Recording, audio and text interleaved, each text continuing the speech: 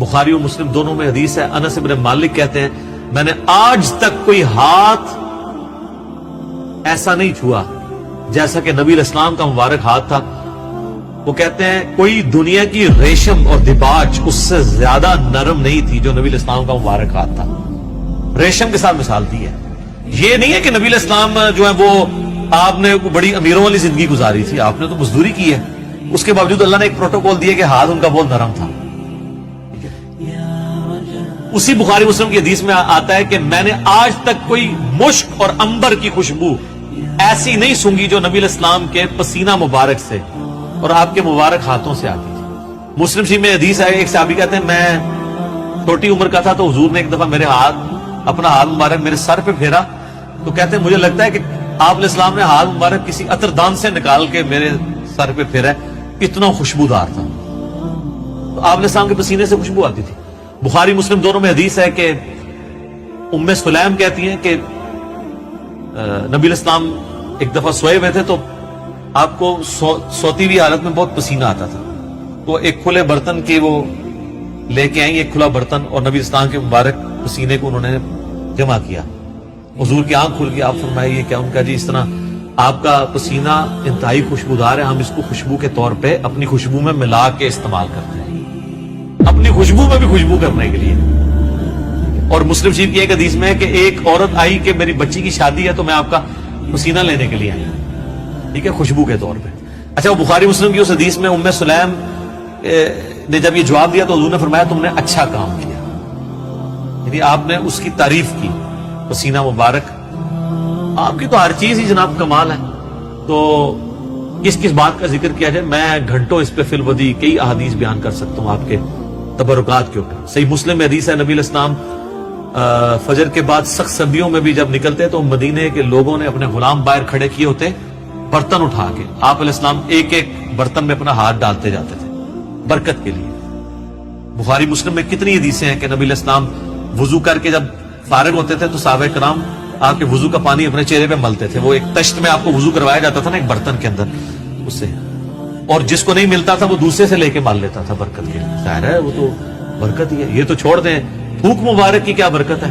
بخاری مسلم دونوں میں حضرت علی کو اشوب چشم تھا غزوہ خیبر کے موقع پر، حضور نے جب بلایا ہے تو ان کی تو آنکھیں بھی نہیں کھل رہی تھی، آپ نے مبارک لعاب لگایا تو شفا ہوگی۔ اشوب چشم ایک وائرل ڈیزیز ہے سر، میں اس کو بھگت رہا ہوں، 2016 میں بھی تھی، آج 2020 ہو گئے، میری آنکھیں دوبارہ ریکور نہیں اس طرح ہو سکی، تو ایک لمحے میں جناب اشوب چشم ختم ہو جائے، کیا ہی بات ہے۔ پھر آپ نے مبارک ہاتھوں سے زیرہ باندھ کے تو خیبر کے لیے روانہ کیا، آپ کی مبارک تھوک کی برکت۔ اس طرح بخاری مسلم میں کئی احادیث ہیں کہ آپ نے اپنا لعاب دہن کسی کنویں میں ڈالا ہے، پانی اوپر آ گیا، کھانے میں ڈالا ہے، کھانا 10 بندوں کا تھا، 300 بندوں نے کھا لیا ہے اور اتنے کا اتنا ہے، کام بھی نہیں ہو رہا، تھوک مبارک کی برکت، ہاتھ مبارک کی برکت۔ بخاری مسلم میں آتا ہے کہ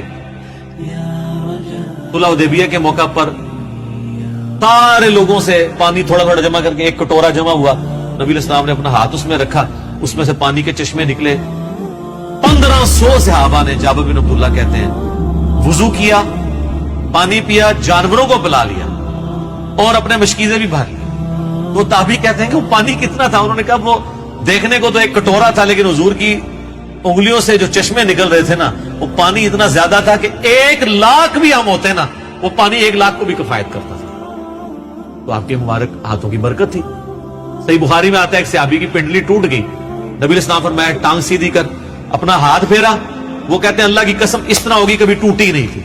حالانکہ سر پنڈلی ٹوٹ جائے نا اس کا کیورنگ پیریڈ 6 سے 8 ہفتے ہے اور سالوں اس کی احتیاط چلتی ہے، آپ دوبارہ نہیں وہ باندھ سکتے۔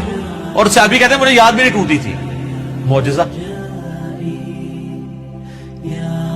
بخاری مسلم میں آتا ہے کہ ایک شخص نے جمعے کے خطبے کے دوران کہا یا رسول اللہ مویشی علاقوں کے دعا کریں بارش کے لیے، دعا کی، اسی ٹائم بارش شروع ہوئی، اگلے جمعے تک جاری تھی۔ اگلے جمعے وہی بندہ کھڑا ہو گیا کہ ہمارے گھر جو ہیں وہ اب پانی ان پہ ٹپکنے لگا، آپ بس یہ دعا کریں کہ زمینوں پہ سائڈ پہ ہو، گھروں پہ نہ ہو۔ تو بخاری مسلم کے الفاظ ہیں، آپ نے یہ انگلی سے بادلوں کو اشارے کیے۔ سر اب جن صحابہ نے یہ منظر دیکھا ہوا تھا، صحیح بخاری میں آتا ہے ابن مسعود کہتے ہیں ہم حضور کے ساتھ کھانا کھاتے تھے, ہم اس کھانے کے نوالوں میں سے تسبیح کی آواز سنتے تھے. یہ تو برکات آپ کی تھی. جابر بن عبداللہ کہتے ہیں, مسلم شریف میں حدیث ہے کہ ایک سفر کے دوران حضور نے مجھے کہا 2 درختوں کو کہ اللہ کے نبی کہہ رہے ہیں مل جاؤ, میں نے رفع حاجت کرنی ہے. وہ جڑوں سمیت اکھڑ کے اکٹھے ہوئے. کہتے ہیں میں نے حضور کو پانی دیا, آپ سنجا کر کے فارغ ہوئے, آپ نے یوں انگلی سے اشارہ کیا, واپس اپنی جگہ پہ چلے گئے. یہ چیز صحابہ کرام کے ایمان کو بڑے اوپر کے لیول پہ لے جاتی تھی. اور یہ تو نبی الاسلام کے ڈائریکٹ تبرکات ہیں. آپ کے بال مبارک جو آپ سے ٹوٹ کے الگ ہو چکی ہیں, ان کی برکات بھی آپ سنیں.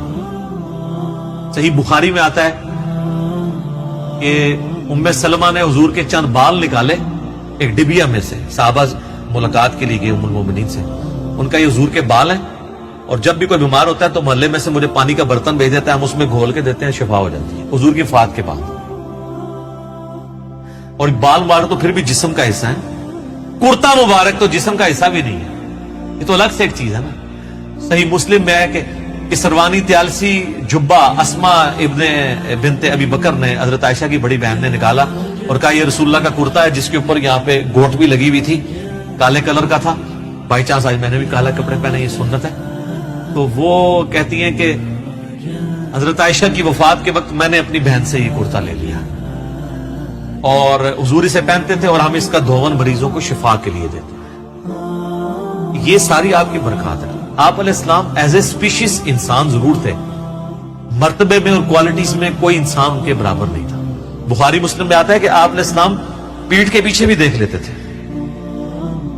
آپ نے فرمایا, بخاری مسلم کے الفاظ ہے کہ اپنی صفیں سیدھی رکھا کرو اور نماز خشوع خضوع سے پڑھا کرو, اللہ کی قسم میں اپنے پیٹھ کے پیچھے سے بھی تمہیں دیکھ رہا ہوتا ہوں. یعنی حضور علیہ السلام کو پیچھے بھی نظر آتا تھا آنکھ کے بغیر. یہ معجزہ ہے, یہ اللہ نے آپ کی اسپیشل پروٹیکشن کی ہوئی تھی. آپ پہ وہ پیچھے سے بھی حملہ نہیں کر سکتا تھا. آپ ہر طرف 360 ڈگری کا آپ کو ویژن ہر وقت نظر آتا تھا. یہ آپ کا معجزہ تھا. بخاری مسلم میں الفاظ ہیں, وہ کسوف کی نماز آپ نے پڑھائی, سورج گرہن کی. آج بھی میرا لگا ہوا تھا, یہ 1-2 دن چلنا ہے. تو کسوف کی نماز پڑھائی, تو آپ نے نماز کے دوران کچھ قدم آگے کیے, پھر یوں ہاتھ بڑھایا, پھر واپس کھینچ لیا. صحابہ نے کہا یا رسول اللہ, آج آپ کو ایک عمل ایسا کرتے دیکھیں جو پہلے نہیں کرتے. آپ فرمایا کہ میں نے جب نگاہ اٹھائی تو میں نے جنت دیکھ لی, جنت 7 آسمانوں کے اوپر, اور اس میں نے انگوروں کا ایک گوشہ دیکھا. میں نے ارادہ کیا تمہارے لیے توڑ لوں, پھر تم کھاتے ہی رہتے, کیونکہ جنت کو فنا نہیں ہے. وہ اگر گوشہ نیچے آ جاتا نا, اسی بھی کھا رہے ہوتے. جی, جنت کو موت نہیں ہے. جنت میں آپ جب کھائیں گے, کھا کے فارغ ہوں گے, پھر وہاں ایک گوشہ اور لگ جائے گا. جنت کو چھوڑ دیں. بخاری مسلم میں آتا ہے حضرت ابو ہریرہ کو حضور نے وہ ایک تھیلی میں کھجوریں دی تھی, پوری زندگی کھاتے رہتے تھے. وہ ایک دفعہ ان سے پھر الٹ گئی, تو اس کے بعد وہ ہوا, جب تک وہ کھاتے رہے. ٹھیک ہے, تو آپ علیہ السلام اب آپ دیکھیں کہ نگاہ کہاں پہنچی ہے, جنت میں. ہاتھ بھی پہنچ رہے ہیں. یہ جو لوگ بعض اوقات گستاخی کرتے ہوئے کہتے ہیں نبی کے بھی 2